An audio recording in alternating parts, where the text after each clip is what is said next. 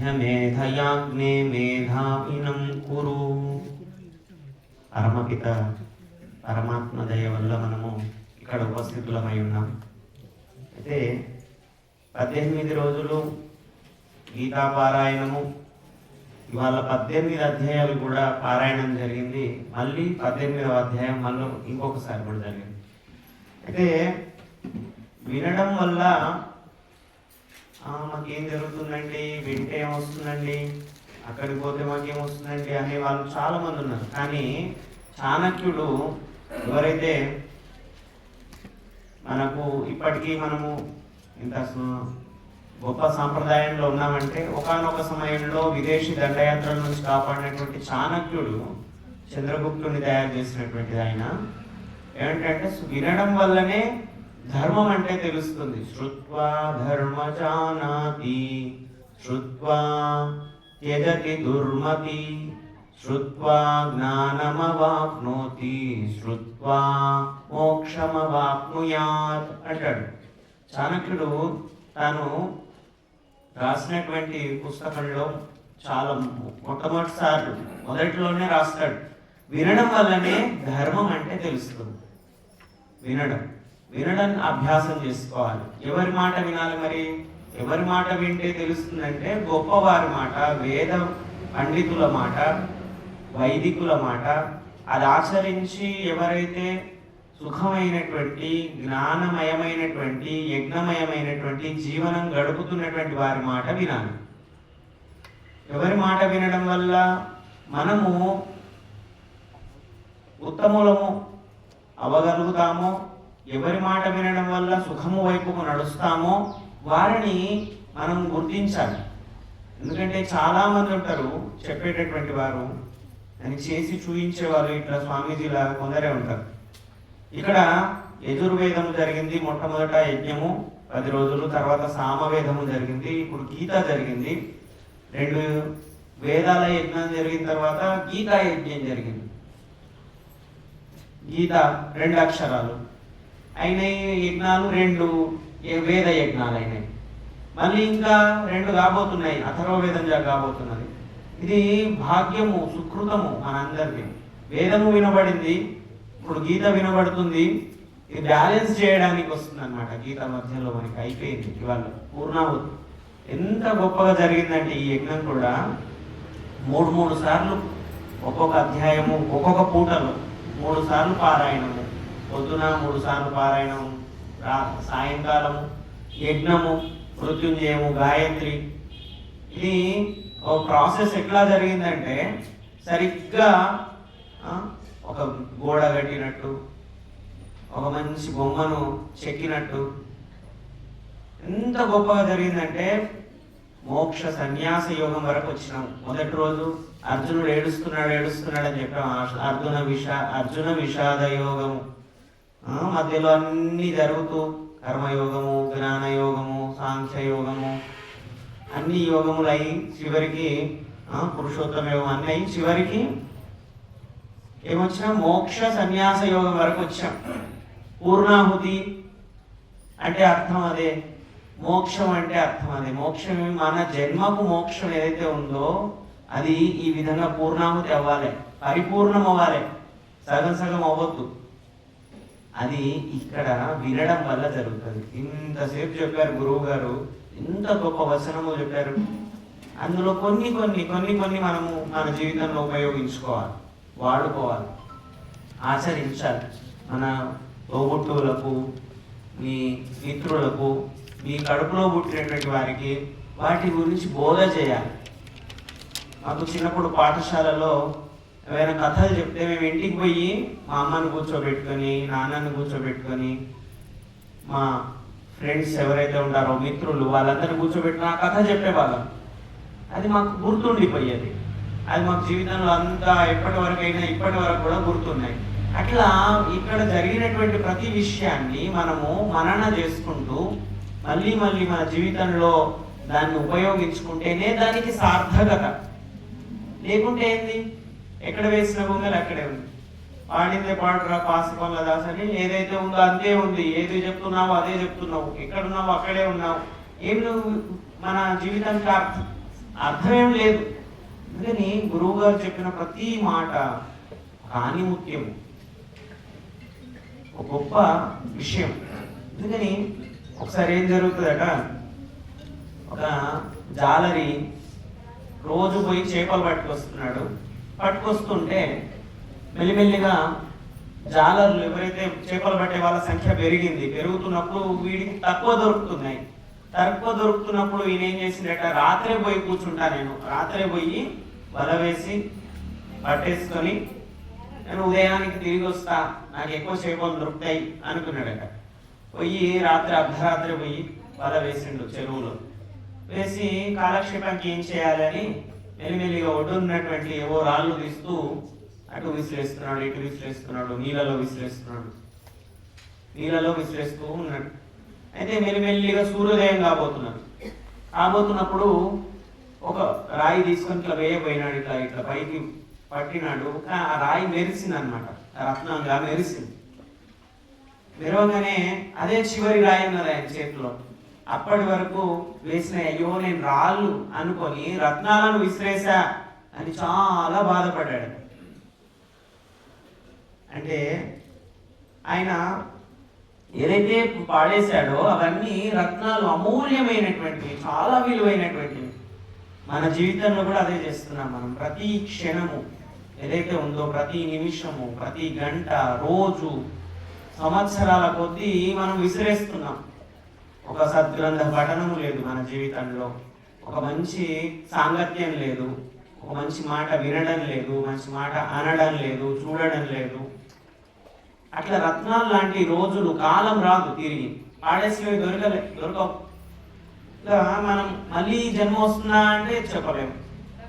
ఎంత గొప్పగా బ్రతికినా ఏమవుతుందో తెలియదు. ఎందుకంటే దాని కర్మఫలము ఈశ్వరుడికి తెలుసు. అందుకని చాలా గొప్పనైనటువంటి స్థలం ఇది, చాలా పుణ్యక్షేత్రము. మీకు 100 కిలోమీటర్ల వరకు ఇంత పుణ్యక్షేత్రం, ఎందుకంటే మాకు దానికి మించి పరిజ్ఞానం లేదు. 100 కిలోమీటర్లు చుట్టూ తిరిగినా ఇంత పుణ్యక్షేత్రం దొరకదు, ఇంత తీర్థస్థలం దొరకదు. తరింపజేస్తున్నది ఎన్నో జన్మల పాప కర్మములను ఈ యజ్ఞము, ఈ మాటలు, ఈ సాంగత్యము, సత్సంగము కడిగి వేస్తున్నది. ఎన్నో జన్మల వరకు మీకు రక్షణగా నిలుస్తుంది ఇది. అందుకని కొందరు మహానుభావులు చెప్తారు, ఇటువంటి భగవద్గీత ఒక్కడు చదివితే వాడి తర్వాత 7 తరాలు తరిస్తాయ్యా అంటాడు. ముందు 7 తరాలు మంచి జన్మలను పొందుతాయి అని చెప్తాడు. అందుకని చదివితేనే అంత జరిగితే, మరి ఆచరిస్తే, అది నలుగురికి బోధిస్తే ఇంకెంత గొప్ప పుణ్యఫలం వస్తుంది. ఒకసారి ఆలోచించండి. మేము గుర్తు పెట్టుకోవాల్సినటువంటి విషయాలు ఇక్కడ మన గురువు గారు చెప్పేవి, ఈ సంకల్పము. మరి మన జీవితం కూడా యజ్ఞమయము, గీతామయం అవ్వాలి. మన తలరాత మారిపోతుంది, చేతి గీత మారిపోతుంది. ఎందరో ఉన్నారు, నా జ్యోతిష్యం చెప్పు, నా జాతకం చెప్పు, నాదేం జరుగుతుంది అంటూ చేతులు చూపించేందో ఎందరు దగ్గరకో తిరుగుతారు. అయితే ఈ భగవద్గీత పట్టుకున్న వాళ్ళ చేతి గీత ఎవడు లెక్క పెట్టలేడు, చాలా గొప్పగా మారిపోతుంది. ఎవడు కూడా అంచనా వేయలేడు అన్నమాట. వేదం పట్టుకున్నటువంటి వాళ్ళ జీవితము దేవతలతో సమానంగా సుఖమయమవుతుంది. ఎక్కడ ఏడిచేటటువంటి దేవతల చిత్రపటాలు లేవు, వాటికి మనం పూజ చేయం. ఏడిస్తే ఎట్లా ఆనందంగా ఉన్నారో అట్లా వేదం పట్టుకున్నవాడు, యజ్ఞాన్ని పట్టుకున్నవాడు ఆనందంగా ఉంటాడు. కానీ అది ఎట్లా దొరుకుతుందండి?